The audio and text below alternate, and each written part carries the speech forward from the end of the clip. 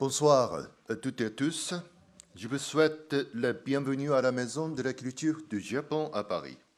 Je suis Hitoshi Suzuki, président de la MCJP. Je suis ravi de vous accueillir aujourd'hui pour la conférence sur le Gagaku.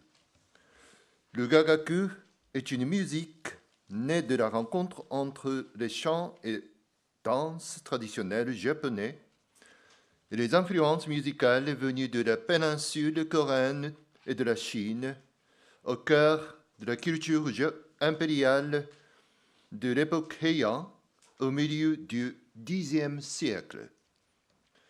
Avec plus de 1000 ans d'histoire, il a été largement pratiqué non seulement à la cour impériale, mais aussi dans les temples et les sanctuaires. Aujourd'hui, le Gagaku est reconnu comme patrimoine culturel immatériel de l'UNESCO. La semaine prochaine, le concert de Gagaku, Tokoyo, de Taro Ishida, sera présenté à la MCJP. Il mêlera Gagaku et musique contemporaine. En lien avec ce concert, nous organisons aujourd'hui la conférence intitulée Gagaku Musica Pratica pour le cœur et le corps. Elle présentera le Gagaku en tant que culture auditive enracinée dans la pensée sonore de l'Asie orientale.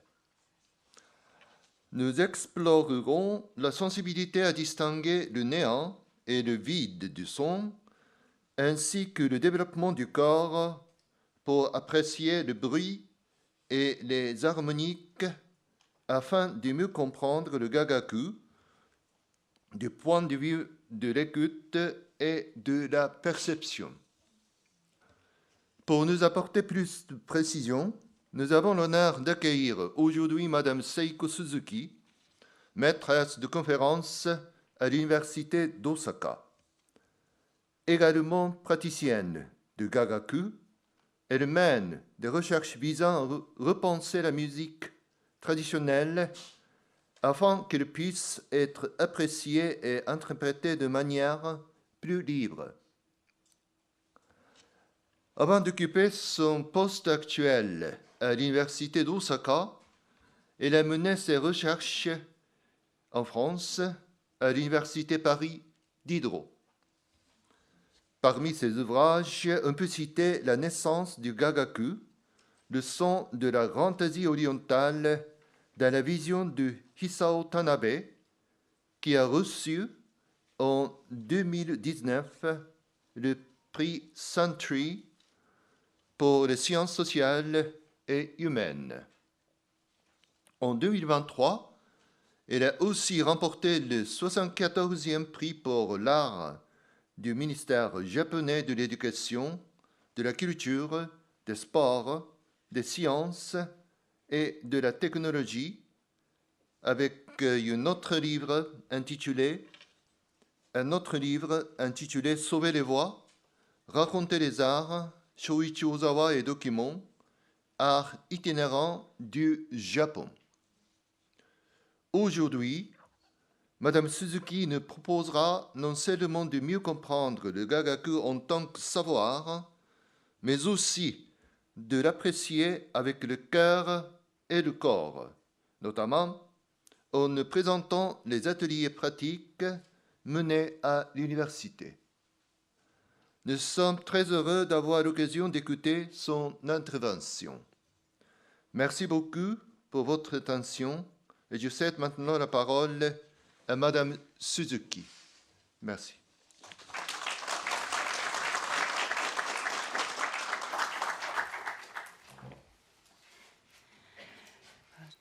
Tout d'abord, je remercie la Maison de la Culture du Japon à Paris qui m'a invitée et je vous remercie d'être venu. Et je m'appelle Seiko Suzuki, et j'ai été musicienne de Gagaku auparavant et je suis maintenant enseignante-chercheur à l'Université d'Osaka. Je travaille sur la musique dans le temps moderne et musique traditionnelle dans le temps moderne et contemporain au Japon. J'étais à Paris entre 2008 et 2020. Donc je suis rentrée, ça fait longtemps et je suis un peu... donc je parle tranquillement. Donc, mes recherches menées jusqu'à présent, c'était sur Hisao Tanabe, pionnière de la recherche musicale au Japon. Et ma question, c'était qui a créé la notion du gagaku et comment? Et dans un contexte de l'invention de traditions de Hoppbox dans le temps moderne. Et donc, j'ai déjà, donc c'était la thèse, c'était le sujet de ma thèse, donc il y a 10 ans déjà. Et, donc, vous avez des informations sur le document que je vous ai remis. Mais aujourd'hui, donc, je n'aborde pas ce sujet. Et par contre, je voudrais vous montrer comment je travaille cette notion avec mes étudiants. Et la notion, mais au moins je commence par le terme de gagaku.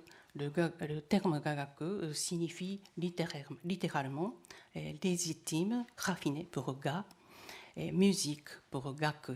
Et il apparaît pour la première fois dans les entretiens de Confucius du 5e siècle avant Jésus-Christ en Chine pour désigner une musique destinée au rite de cour.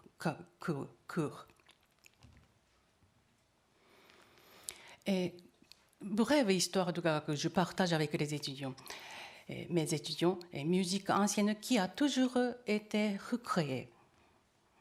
Et tout d'abord, en imitant le gagaku chinois, le gouvernement impérial a réinventé et institué le gagaku dans la cour et les temples bouddhistes jusqu'au XIIe siècle. Et puis après le déclin de la classe noble et la disparition de gagaku au XVe siècle, les shogunats, c'est presque disparu, et les shogunats ou les seigneurs de la guerre, daimyo, l'ont reconstruit.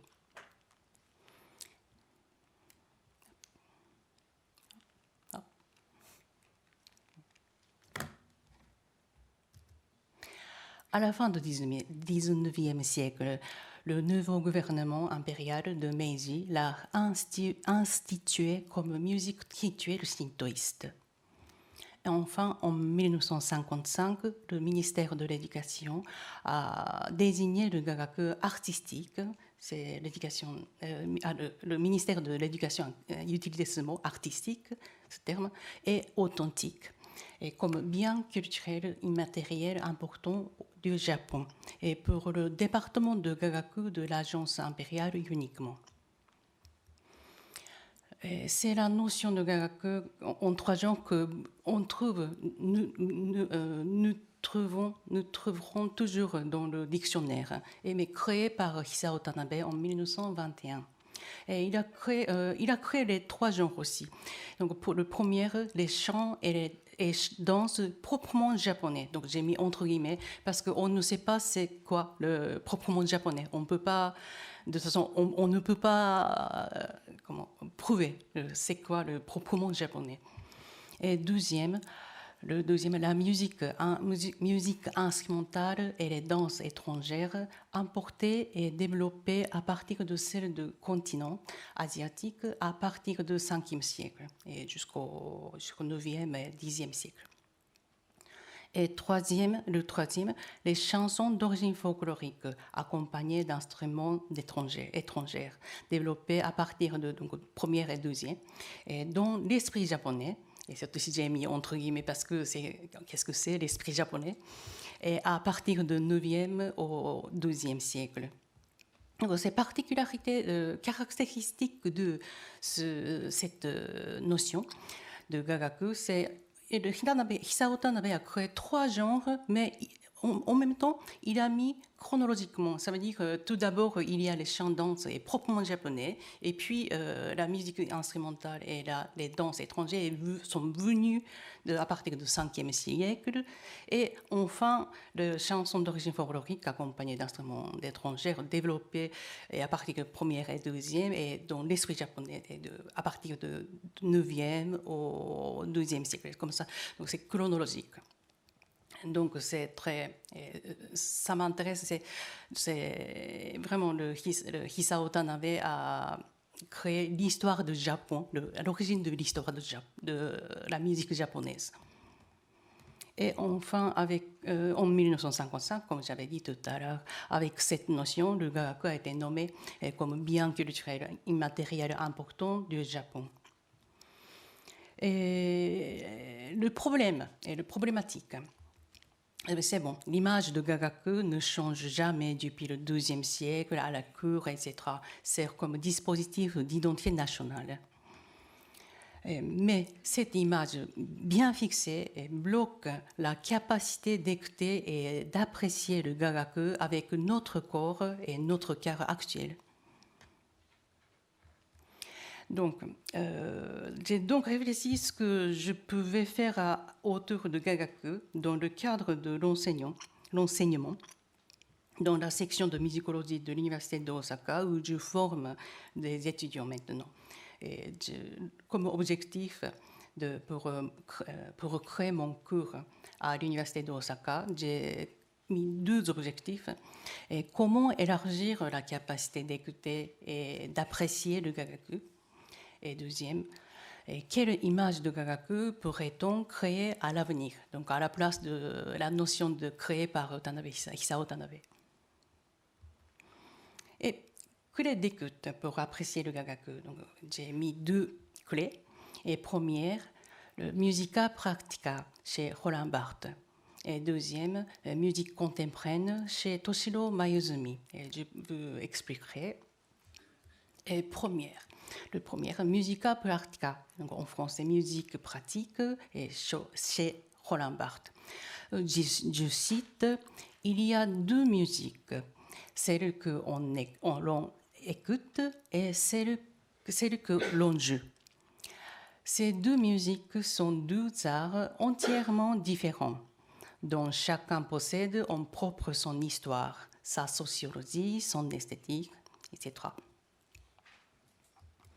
Et je cite encore, c'est la musique que vous ou moi pouvons jouer, seul ou entre amis, sans autre auditoire que ses participants. C'est une musique musculaire. Le sens auditif n'y a qu'une part de sanction. C'est comme si le corps entendait et non pas l'âme entre guillemets. Peut-être quand j'ai lu tout le texte entier de de Roland Barthes, de Musica Practica, qui est écrit en 1970, je ne suis pas d'accord pour tous, mais si je résume ce qu'il veut dire, c'est qu'il veut créer la notion de amateur professionnel pour jouer la musique.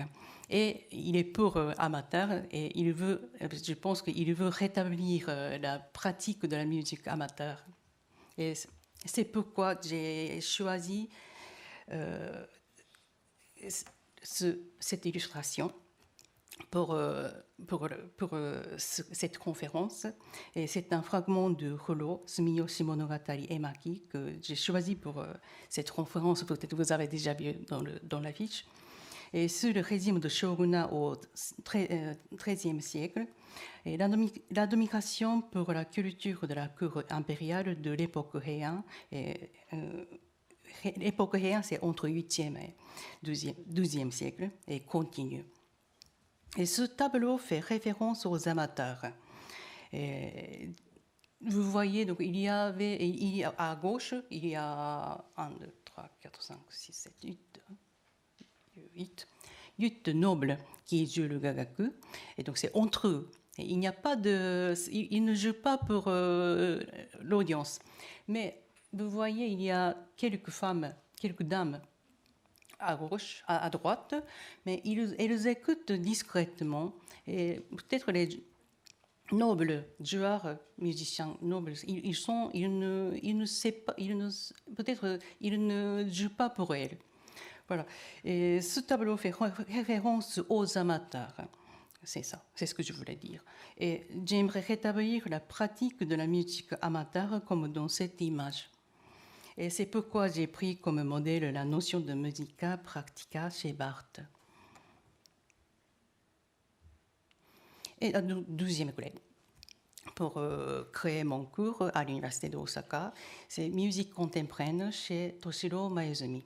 Et lui, en 1951, ils seront en France pour étudier au Conservatoire de Paris comme boursier national du Japon. Et il a rencontré avec Pierre Schaeffer, fondateur de la musique concrète. Et il a introduit la musique concrète au Japon. Et il a composé la première œuvre de musique concrète, la première pour le Japon, et reprenant des éléments de Gagaku, donc les enregistrements de Gagaku, intitulé Les œuvres pour la musique concrète X, Y, Z, et en 1953.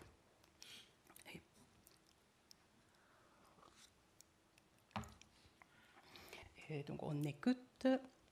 Donc, il y a 3 parties, X, Y, Z. Et dans la première partie, c'est X, et de 5 minutes. Et dedans, il y a quelques morceaux on entend le morceau de Gagaku. Mais je commence au début, mais c'est un peu bruyant. En fait, on ne peut pas dire qu'il a utilisé le Gagaku, plutôt il a utilisé les enregistrements sonores de Gagaku. Mais je suis désolée, je n'ai pas bien compris pourquoi il a utilisé le morceau de Gagaku ici. J'ai cherché s'il y a quelques analyses déjà, mais en fait, je n'ai pas trouvé. Donc, voilà, je ne sais pas pourquoi il a utilisé, je n'ai pas bien compris. Mais l'important, c'est à l'époque, il a été intéressé par la musique ethnologique. Et donc, pour lui, la musique japonaise traditionnelle était une des musiques ethnologiques. Et je pense que c'est pourquoi il a utilisé, mais je suis désolée, je ne peux pas bien analyser. Mais en fait, c'est une clé je veux utiliser un peu son œuvre pour montrer les étudiants et après mon séminaire de musicologie à l'université d'Osaka. Et l'objectif du cours, j'ai écrit pour les étudiants, est l'acquisition de la capacité d'écouter et d'apprécier le Gagaku avec votre cœur et votre corps actuel. Et le contenu du cours, le terme de Gagaku, que je vous ai déjà présenté, et l'histoire de récréation, c'est aussi que je vous ai présenté tout à l'heure, et la théorie musicale, etc. Et puis, pratique de Gagaku, avec le rythme, et shoga, et je présenterai, et le Cassioton, je présenterai celui-ci aussi. Et à la fin, je demande aux étudiants la présentation de la production finale. Et c'est quoi ? Et présentation de la production finale, et vous créez une œuvre musicale ou sonore contemporaine, j'ai mis entre guillemets par rapport à la musique contemporaine, et enregistrée d'environ 3 minutes, utilisant des sons ou de la musique en rapport avec un événement de la vie quotidienne survenu et pendant le semestre de cours avec vos recherches actuelles. Et shoga. Avec shoga. Et shoga, on utilise shoga pour transmettre à la façon traditionnelle et pour les instruments avant. Et shoga, les syllabes mnémoniques, et les musiciens doivent les apprendre sans partition, doivent les apprendre sans partition avant l'apprentissage des instruments de musique. Ça veut dire que si vous ne apprenez pas les shoka, vous ne pouvez pas apporter, vous ne pouvez pas commencer l'apprentissage des instruments de musique. Et c'est traditionnellement. Mais maintenant, si vous entrez dans un groupe de gagaku privé, et vous avez tout de suite les instruments de musique et les partitions, et avec ça, on commence shoga pour la facilité. Et en utilisant Etenraku, c'est le morceau le plus souvent interprété dans le gagaku. Et par exemple, on entend souvent pendant la cérémonie de mariage à la façon shintoïste. Et comment on fait le shoga? Ça veut dire que je chante shoga et puis moi et les étudiants chantent ensemble et puis les étudiants chantent seuls. C'est la façon traditionnelle. Donc ça veut dire que le professeur de musique, de gagaku, chante et donc les étudiants écoutent et le professeur et les étudiants chantent ensemble. Normalement, c'est pour un professeur, il y a un étudiant. Donc, on chante ensemble, et puis les étudiants doivent chanter tout seuls. Et si l'étudiant ne peut pas chanter bien, souvent j'ai entendu que souvent il y a des enseignants qui lancent quelque chose devant l'étudiant. Et donc ça, on va pratiquer après. Et j'explique que le Cassioton, ça on ne pratique pas ensemble malheureusement aujourd'hui. Mais j'utilise ça pour comprendre la différence avec les instruments de gagaku. Et pourquoi Cassioton, c'est vraiment moins cher, c'est 50 € environ. Mais il offre 99 types de sonorités. Donc les étudiants peuvent choisir le son préféré à la place des instruments de gagaku. Et aussi, il modifie le diapason entre 415 Hz et 465 Hz. Et parce que le diapason de gagaku a été fixé à 430 Hz, et par rapport à la musique classique occidentale actuelle, le diapason de la musique classique actuelle a été fixé à 440 ou 442 Hz. Donc par rapport à ça, et pour savoir la différence entre le diapason de gagaku et le diapason de la musique classique occidentale. Et aussi, mais pour la musique traditionnelle japonaise, à part le gagaku, utilise le diapason a été fixé à 440 Hz et 440 Hz, donc comme la musique classique traditionnelle actuelle. Et voilà le programme de cours. Donc, au Japon, il y a 15 séances. C'est dur après enseigner ici. Et tout d'abord, l'introduction et le gagaku, son terme, sa notion et son histoire, c'est ce que je vous ai présenté tout à l'heure. Et théorie du gagaku et les instruments de gagaku. Et donc, il y a entre 5 et 13, c'est les pratiques de gagaku. Et puis, question-réponse pour la production finale. Et à la 15e séance, les étudiants viennent pour représenter la production finale. Et on écoute ensemble et on y discute. Et donc, aujourd'hui, je voudrais présenter un peu par séance, séance par séance, mais en résumant, bien sûr. Et donc, ça, c'est ce qu'on a fait. Donc, on saute. Et donc, nous sommes à la 3e séance maintenant, à la théorie de gagaku.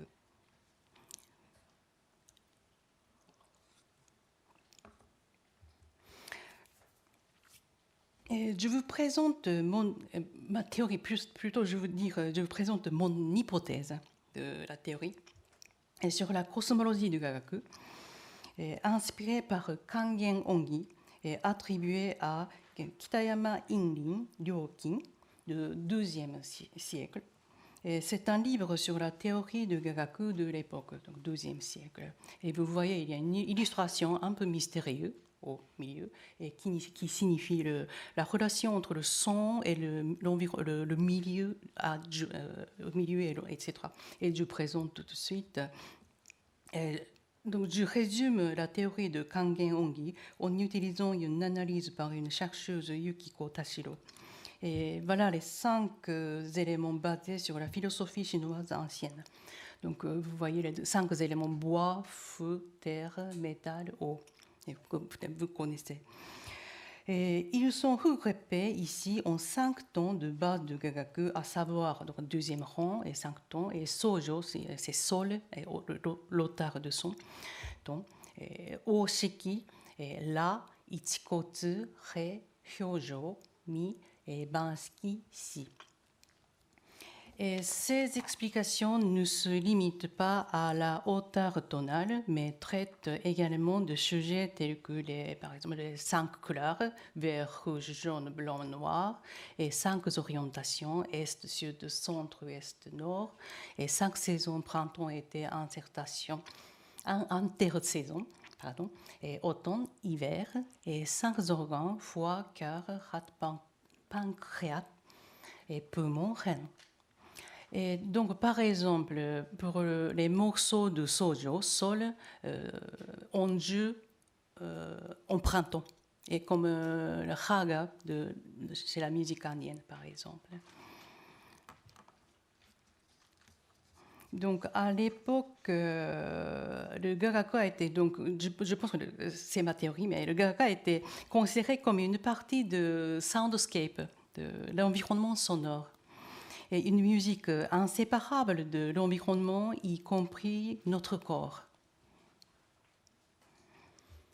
Et il y a déjà un chercheur qui travaille sur ce sujet par rapport au Gagaku. Et c'est Dr. Shin Nakagawa.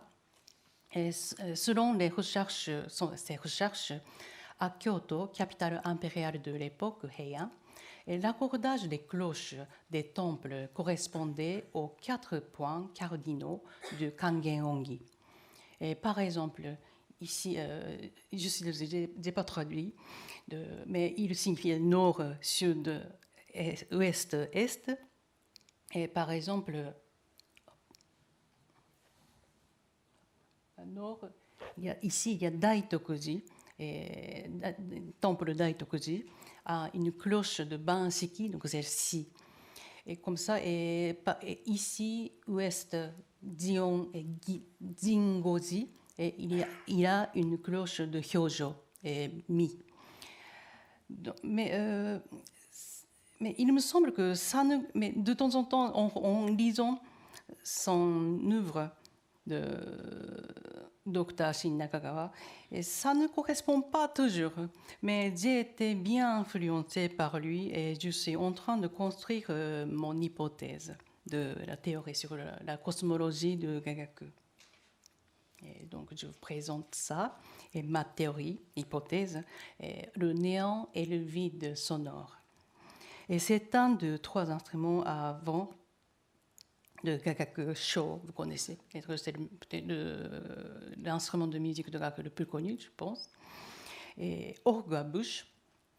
Et cet instrument a été fabriqué en bambou pour les tuyaux, donc il y a 17 tuyaux, et la tête noire, la partie de noir, ça, là, ça, noir, et en bois, et une chambre de résonance en bois. Et les anses, ici, donc, ici, vous voyez, il y a ici, il y a des anches en métal. Donc, tout au long de l'interprétation de Gagaku, nos oreilles captent des sons métalliques qui résonnent sans cesse. Et en effet, le joueur de Sho expire et inspire sans interruption, sans aucun temps d'arrêt. Et pour le Sho, la partition dit qu'il n'y a rien entre 2 notes de tablature, de notes, alors qu'il y a un son continu. Donc, en d'autres termes, ce n'est pas le néant entre 2 notes, mais le vide. Et sho, j'explique un petit peu pour le sho. Et le sho a 11 accords. Et chaque accord a 6 ou 7 notes. Comme vous voyez, ça. Et la note la plus basse d'un accord coïncide avec la note de la mélodie. Ici, il y a des notes blondes comme ça, toujours c'est pas le plus bas. Ça, c'est la coïncide avec la note de la mélodie. Les autres notes résonnent ensemble. Et écoute, maintenant, nous allons écouter le otsu. Otsu, c'est celui-ci, avec le mi. Otsu. Et c'est le plus important pour Etenraku que nous allons pratiquer.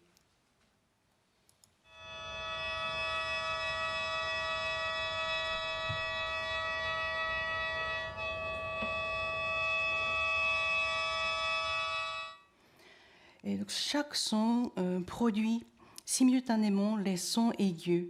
Ce sont les harmoniques. Et dans mon hypothèse, les autres notes, donc ici il est mi, et il y a encore 1, 2, 3, 4, 5 notes existent pour renforcer les harmoniques. Et je ne sais pas, avec le son de l'ordinateur, vous pouvez capter ou pas, mais peut-être dans 10 jours, vous pouvez capter directement avec les joueurs de Gagaku ici. Mais on écoute encore une fois, et vous entendez les sons très très aigus qui n'existent pas dans les notes écrites. C'est très aigu.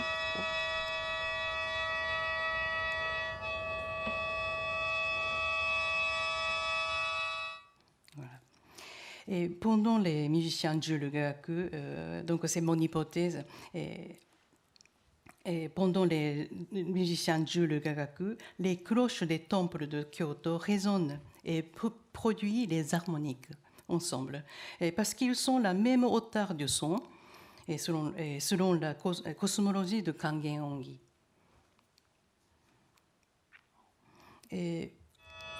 Et on a une illustration de harmonique avec le bol tibétain. Et le bol tibétain n'était pas les instruments de musique à l'origine, mais le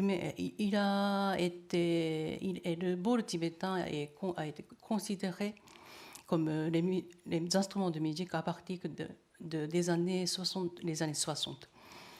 Mais il émet une note fondamentale et des harmoniques. Donc émettre une note et les harmoniques est exactement comme pour le sho. Et on va regarder la vidéo, jouée par Minako Abe.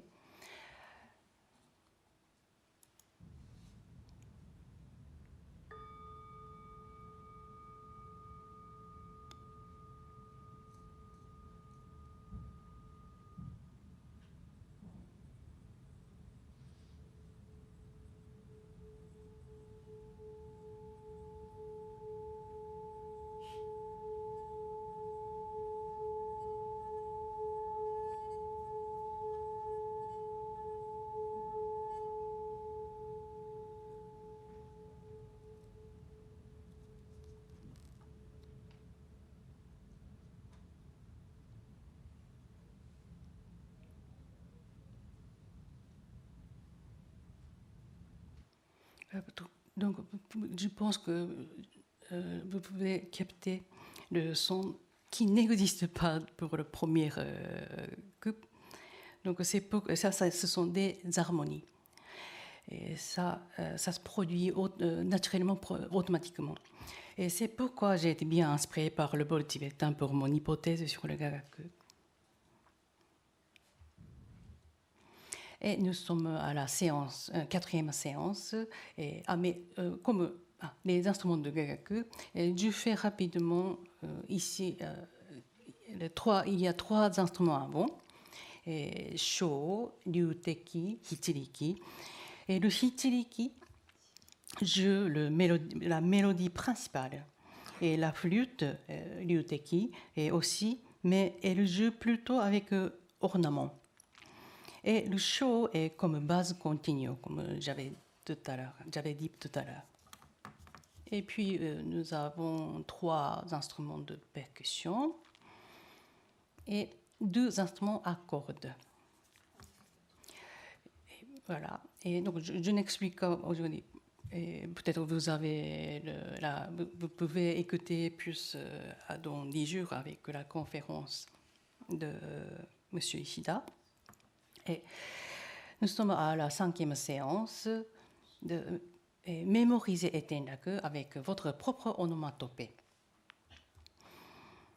Et ici, c'est pourquoi. Mais en fait, il vaut mieux mémoriser la mélodie Etenraku avec votre propre onomatopée pour les pratiques qui arrivent et en fait, pour familiariser. Etenraku. On écoute maintenant 2 fois et pour la première fois, vous écoutez les 2 points très caractéristiques de caractéristiques de gagaku. Et le gagaku commence par le ryuteki flûte en solo et petit à petit d'autres instruments entrent progressivement. Et deuxième caractéristique, le rythme de gagaku accélère progressivement. Donc, tout d'abord, on écoute. Tout d'abord, on écoute pour comprendre ces 2 points. Et puis, après, pour la deuxième fois, on va pratiquer. Ça veut dire qu'avec vous chantez votre propre onomatopée. Par exemple, n'importe quelle façon. Par exemple, la, la, la, et la, pa, comme ça. Et c'est pour mémoriser la mélodie. Et donc, pour la première fois, on écoute.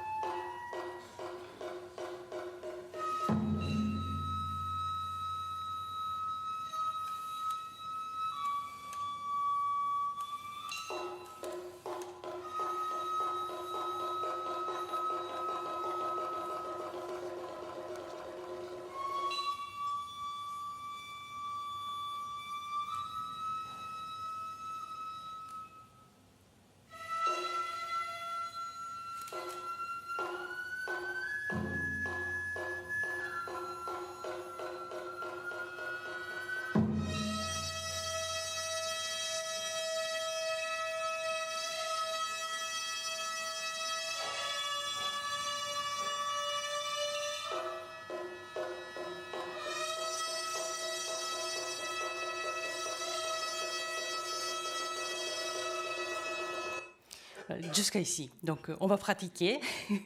Donc, je vous propose de pratiquer le gagaku comme je le fais avec mes étudiants dans mon cours. Mais vous ne cherchez pas la perfection.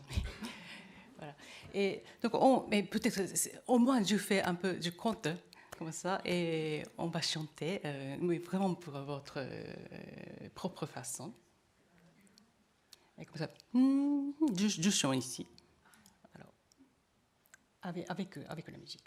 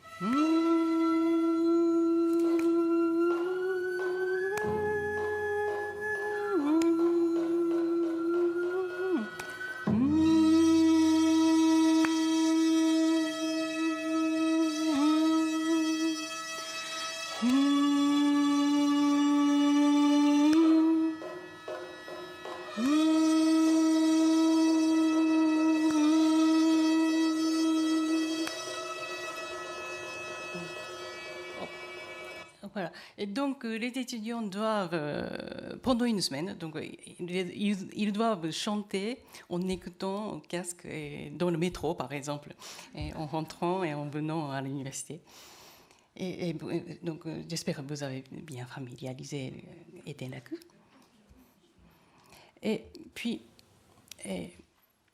donc, à la 6e séance, c'est la pratique de gagaku, toujours, instrument de percussion, cycle rythmique et essai de kako. Alors, je n'aime pas vous perturber, mais je commence doucement. Et pourquoi l'essai de kako? Et dans le gagaku, le kako est généralement joué par le chef de l'ensemble. Et ce qui fait que les débutants n'ont pas l'occasion de s'y essayer. Et cela a semblé motiver les étudiants. Mais l'instrument de musique de gagaku le plus difficile. Et les deux surfaces de kako sont grattées à l'aide de baguettes en bois. Ça. Et j'ai écrit gratter parce que ce n'est pas frapper et ce n'est pas taper, c'est gratter, vraiment comme si vous grattez. Et c'est pour donner l'impression de comme si un bol qui coule comme ça, qui tombe comme ça. Ça.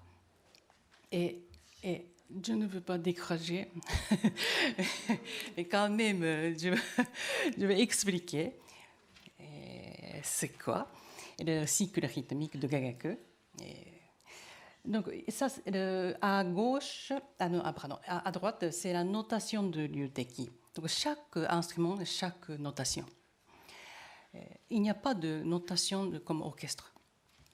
Et donc, j'ai agrandi la partie encadrée en rouge, donc c'est ça. Et il y a ici, 4 mesures, les points noirs. Et 4e, c'est le plus grand. Le point le plus grand, c'est le bambour. Et tambour, grand tambour, don. Ça. Et donc, il y a 4 mesures, comme ça, tout d'abord. Et le milieu, c'est les syllabes qu'on chante pour le shoga, qu'on va faire ensemble après. Et tablature, celui-ci, tablature, c'est l'auteur de son. Et que vous avez déjà appris tout à l'heure en faisant le... Et une phrase de rythme se compose donc 4 mesures. Il y a 4 mesures, et marquées ici, noir, avec le point noir, et à 4 temps non marqués. Pourquoi non marqués? Mais ils ne sont pas marqués. Et ça veut dire, dans une mesure, il y a 4 temps. Ça veut dire 1, 2, 3, 4. 1, 2, j'ai bien écrit. 1, 2, 3, 4. 1, 2, 3, 4. 1, 2, 3, 4. Donc, quatrième, c'est le grand tambour. Et donc, c'est première mesure, deuxième mesure, troisième mesure, quatrième mesure. On compte comme ça. Et donc, ça, une phrase de rythme. Donc, une phrase se compose, je répète, de 4 mesures marquées et à 4 temps non marqués. Donc, ici, il y a 16 temps. Et allié au cycle rythmique, c'est pour Etenraku, il y a quelques sortes, quelques cycles rythmiques. Et plus important, donc vous voyez, il y a 1, 2, 3, 4, 5, 6 cycles rythmiques pour Etenraku. Mais on répète, donc il y a plusieurs. Mais important, ce n'est pas lié à la mélodie. Et j'explique légèrement. Et ça, ce sont des phrases de mélodie. Donc, ce n'est pas du tout pareil. Donc, je pense que c'est aussi pour ne pas créer le vide, créer le néant. Et donc, ça, la musique continue toujours. La mélodie continue toujours. Il ne se coupe pas. il ne sculpte pas, et parce que le rythme existe toujours, et l'inverse aussi. Donc, mais tout d'abord, ici, maintenant, on apprend ce cycle rythmique avec le kakko. Voilà, mais c'est très simple, je peux dire, parce qu'il n'y a que 3 méthodes de frappe, grattage, mais c'est moi qui ai inventé les points comme ça, pour expliquer plus facilement. Les points sont donc, c'est pas officiel, et les points sont marqués à ma façon. Ça. Et ici, il y a 3 façons, ça veut dire sei. Vous utilisez la main gauche, la main droite, c'est sei. Et deuxième, katarai, c'est avec la main gauche. Et mororai, c'est gauche-droite, gauche-droite, gauche-droite, gauche-droite. Et ici, il y a le temps que j'ai expliqué tout à l'heure. Le temps, et il y a 4 temps dans une mesure et qui n'existent pas dans la partition. Donc, par exemple, c'est comment on fait pratiquer le sei, c'est 1, 2, 3, 4. Et pour katarai, 1, 2, 3, 4. Et mororai, c'est 1, 2, 3, 4. Et ça, on ne peut pas décrire sur la notation à la façon occidentale parce que le professeur enseigne, il avance, accélère progressivement à votre façon. C'est vous qui pouvez décider, qui pouvez décider. Et donc c'est pour ça, c'est pas décrit un peu sur le deuxième temps, mais ça commence par le deuxième temps. Mais pour Mororai, ce n'est pas, il n'y a pas de vous n'avez pas besoin de gratter sur le deuxième temps. Donc c'est vraiment vous qui pouvez décider comment vous pouvez accélérer progressivement. Donc il y a 3 méthodes de grattage.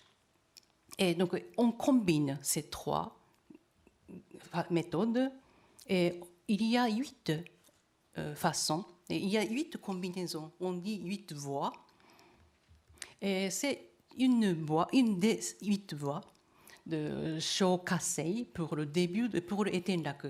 Et donc maintenant, on pratique, on comprend pour comprendre le kakko. Et on va essayer le début de Etenraku uniquement, tout au début. Et donc vous avez, j'explique vraiment tranquillement, et ici le ton. Donc, est ton 1, 2, 3, 4. Et donc, ici, il y a mesure. Donc, et pourquoi je commence par 3e mesure? Et parce que pour Etenraku, le kakko commence par ici et par là. Et c'est le 3e. Donc, parce qu'on compte première, 2e, 3e, 4e, on compte comme ça. Donc, kakko entre à partir de 3e temps. C'est pourquoi j'ai écrit, je commence mesure, 3e mesure. Et si j'explique très tranquillement, donc, premier ton, donc vous gratte sei avec la main droite, sei 1. Mais pendant la 3e mesure, il y a donc 4 tons. Et sei, 1, 2, 3, 4. Ça, c'est 3e mesure. Et 4 tons de 3e mesure. 1, 2, 3, 4. Et donc, 4e mesure, c'est sei uniquement 1. 2, 3, 4. Et puis, première mesure, mororai, et 1, 2, 3, 4. Et deuxième mesure, c'est sei, et droite, 1, 2, 3, 4. C'est simple, n'est-ce pas? Et donc, je préfère en fait, j'ai fait ici maintenant, j'ai tapé comme ça, mais il ne faut pas taper, il faut gratter. Donc, plutôt, il vaut mieux faire comme ça. Vous n'avez pas besoin de gratter vraiment comme ça.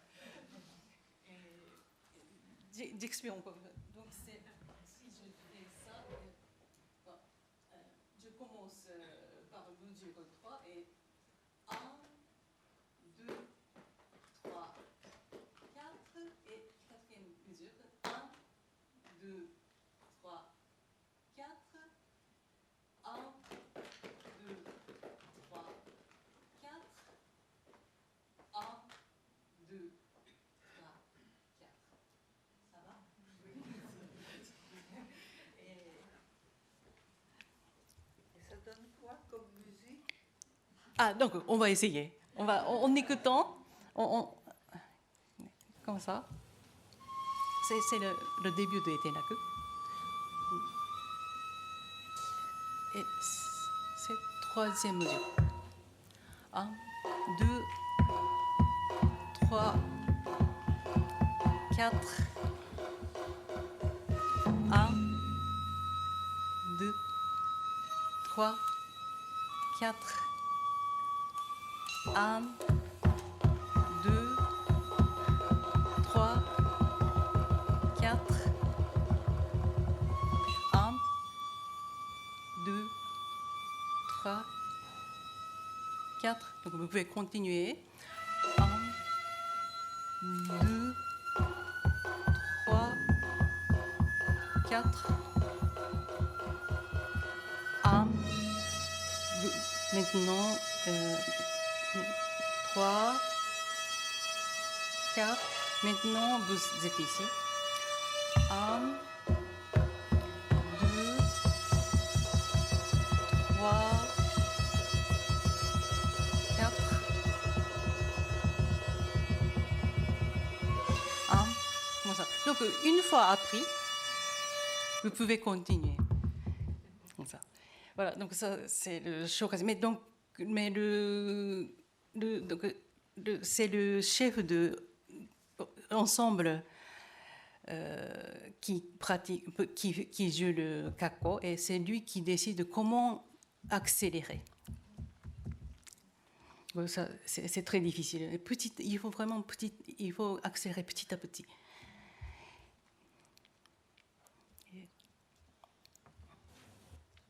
Et donc on a peut-être on a bien compris le cycle rythmique, et puis on pratique le shoga et Cassioton, mais on ne pratique pas le shoga, Cassioton même, et pour les instruments avant, ryuteki, shiriki et sho. Et shoga, je répète, je vous ai montré tout à l'heure. Et l'instruction traditionnelle pour les instruments avant, et shoga, les syllabes mnémoniques, et je chante d'abord, et puis moi et les étudiants chantent ensemble, et puis à la fin, les étudiants chantent seuls. Et voilà, c'est la notation de ryuteki. Donc j'ai agrandi la partie de tout au début, le début de Etenraku. Et donc j'explique plus le détail. Mesure, donc ça vous avez bien appris déjà. Et mesure, il y a 4 mesures. Et donc à l'intérieur, et donc j'ai coupé une phrase de mélodie. Donc comme je vous ai dit tout à l'heure, ce n'est pas une phrase pour le mesure. Ça veut dire qu'ici, il y a troisième mesure et le grand tambour. Donc, ce n'est pas lié au cycle rythmique. Mais quand même, mais dans une mesure, il y a 4 temps, 4 temps, 4 temps, 4 temps. Et comme ça. Et au milieu, il y a la syllabe, et c'est en katakana, en japonais, et j'ai transcrit en alphabet. To, la, donc to, la, ça correspond à 4 temps.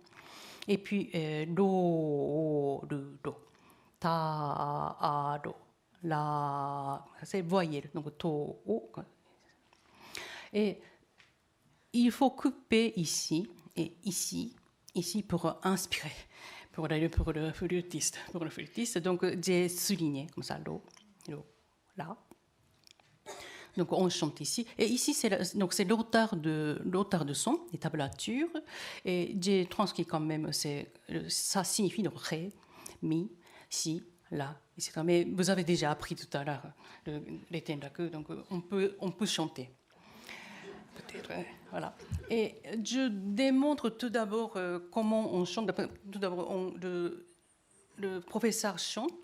Et puis, nous chantons ensemble, et à la fin, c'est vous. Mais je ne dis pas comme ça. Mais plus important, je dois ajouter une information plus importante.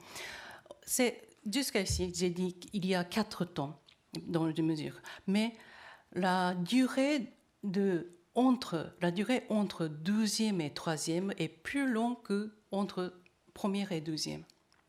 Et aussi, la durée de temps entre quatrième et première est plus longue que la durée de deuxième et troisième. Pourquoi? Je pensais surtout pour la doigté de show. Les choses pour le joueur de show doit changer les doigtés très différemment. Et c'est pourquoi, de temps en temps, normalement, show change par 4 mesures, 4 temps. Il inspire, expire en 4, mais de temps en temps en 2. Et donc pour faire ça, et on peut ici c'est les musiciens de Ryuteki et de Hichiriki aussi, il doit inspirer. Et surtout ici, et vous avez 2 ronds blancs. Ça, c'est on inspire. Donc ici, c'est très très long, le quatrième. Et aussi ici, entre quatrième et première est très long. Et donc, pour compter ça, on apprend par le corps. Et comment?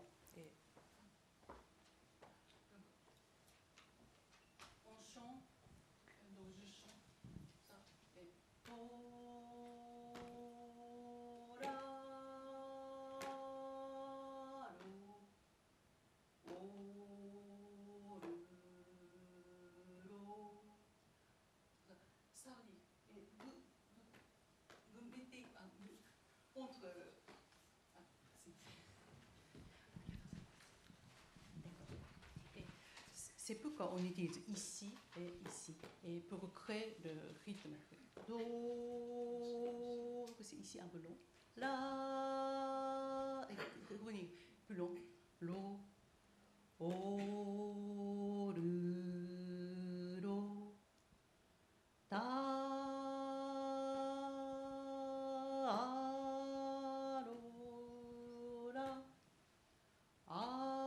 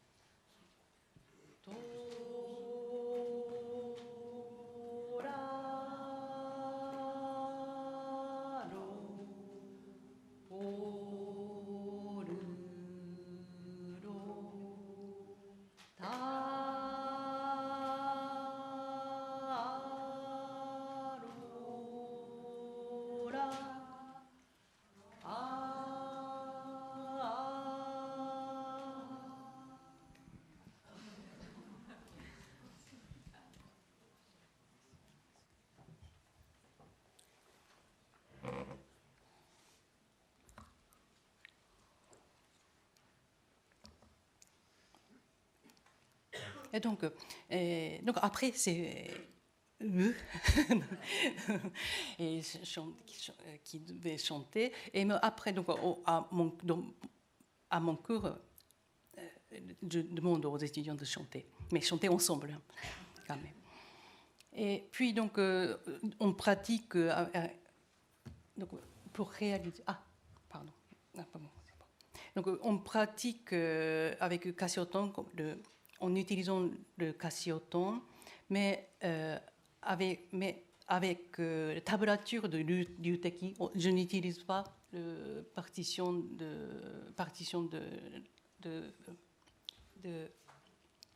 la partition occidentale.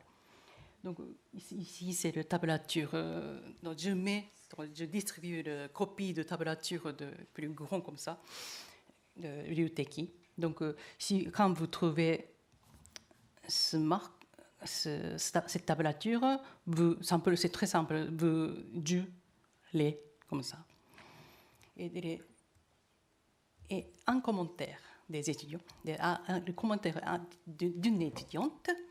Et le son du cassioton n'est qu'une imitation. Il ne permet pas de reproduire les nuances subtiles des instruments traditionnels tels que le ryuteki, le sho et le hijireki, ni les pauses créées par la respiration particulière des musiciens, ni la communication entre les interprètes. Au début, je souhaitais vraiment jouer avec de vrais instruments dans ce cours, mais en jouant avec le cassioton, j'ai pu ressentir ses limites et j'ai l'impression d'avoir mieux compris les instruments traditionnels. Oui, c'était vraiment mon objectif pour comprendre la différence avec les instruments traditionnels. Et nous sommes à la 16e séance. 13e séance, pardon.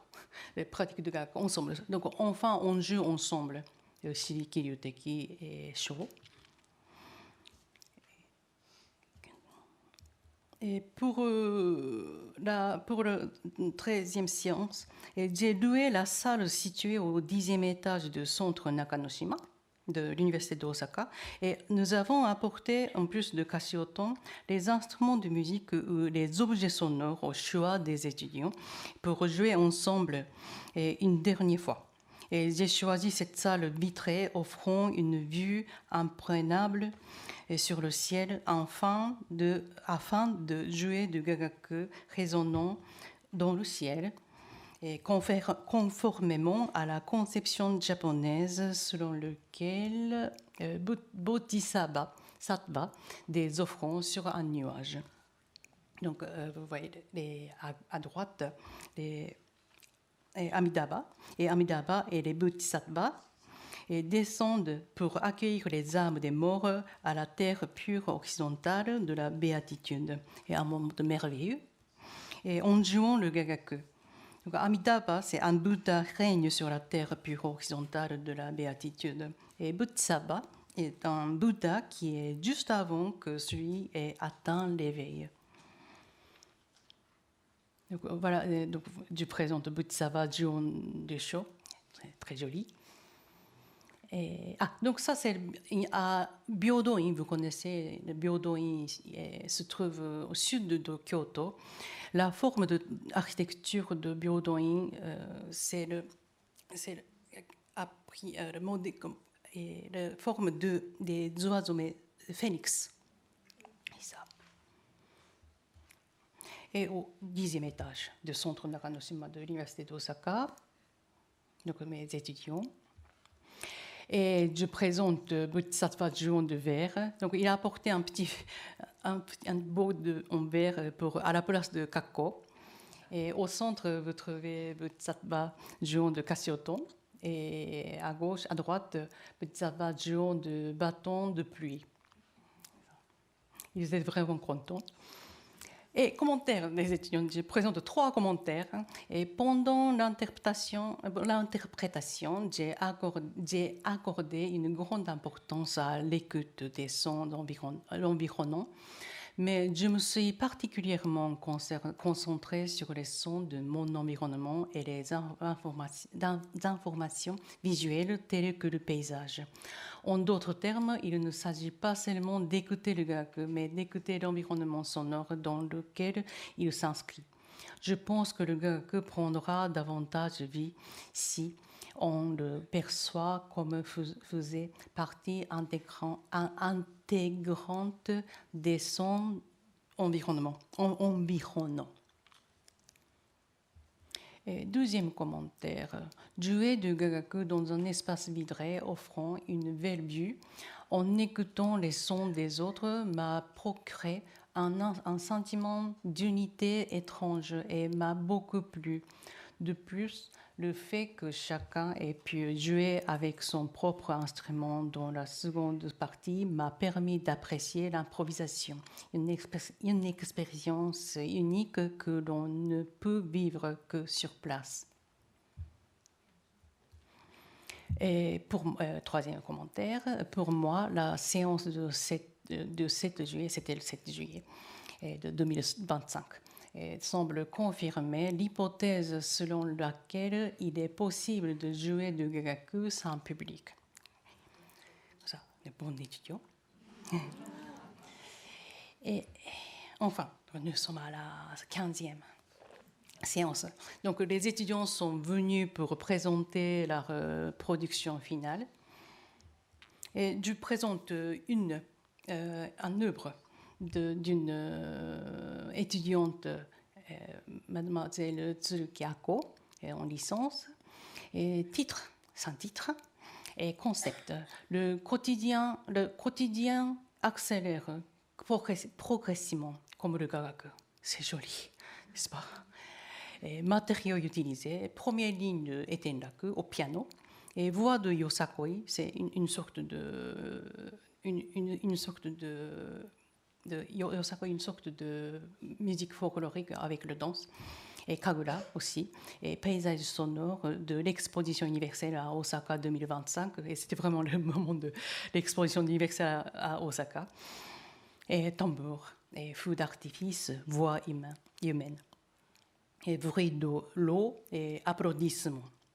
Et matériel utilisé, et iPhone 16, et résistant à l'eau, et immergé dans l'eau pour l'enregistrement. Mais elle a dit qu'elle a utilisé l'iPhone de sa sœur. Donc, maintenant, je présente son œuvre de 3 minutes.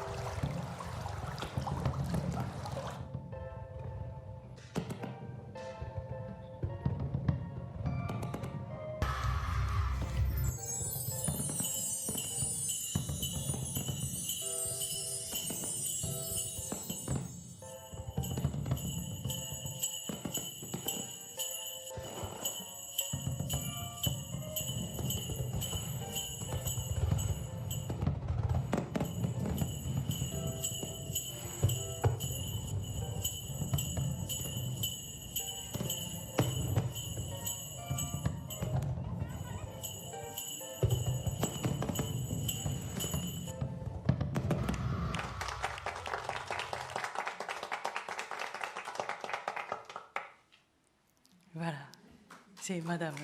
Mademoiselle, s'il vous plaît. Merci beaucoup. Mais elle a fini par son auto-applaudissement. Je peux vous demander, c'est quoi le kagura? Kagura, c'est, dedans, elle a utilisé le kagura, c'est une sorte de musique danse pour le Shinto, pour le dieu de Shinto. Mais il y a deux sortes de kagura pour le cours et pour le village qui continue à partir de Edo. Mais vous n'indiquez pas, par exemple, on entendait beaucoup de clochettes.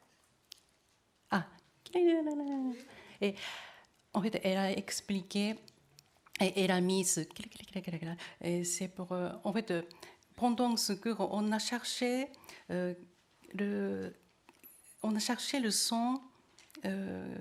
Quel son est plus plus clair, plus pardon, plus non, enfin, et plus sacré, oui, sacré un peu. Et donc c'est sa réponse. Sacré, pourquoi? Parce qu'on dit que on utilise le gagaku pour offrir le Bouddha et le Dieu, donc peut-être on peut mettre le caractéristique, le son un peu comme, mais chacun son image pour le son de sacré. Mais Donc, c'est voilà. produit par quel instrument? Ah, je pense que c'est ce n'est pas Cassioton, mais je vais te montrer. Merci beaucoup. Oui, merci pour la question. Oui, mais il n'a pas mentionné. D'accord. Ah, pardon. Et conclusion. Alors, je suis convaincue que grâce à la pratique du gagaku, les étudiants de la nouvelle génération apprennent à écouter et apprécier le gagaku et avec leur corps et leur cœur. Et qu'il est possible de créer une nouvelle image de gagaku à l'avenir. Et merci pour votre attention ainsi que votre participation musicale. Merci beaucoup.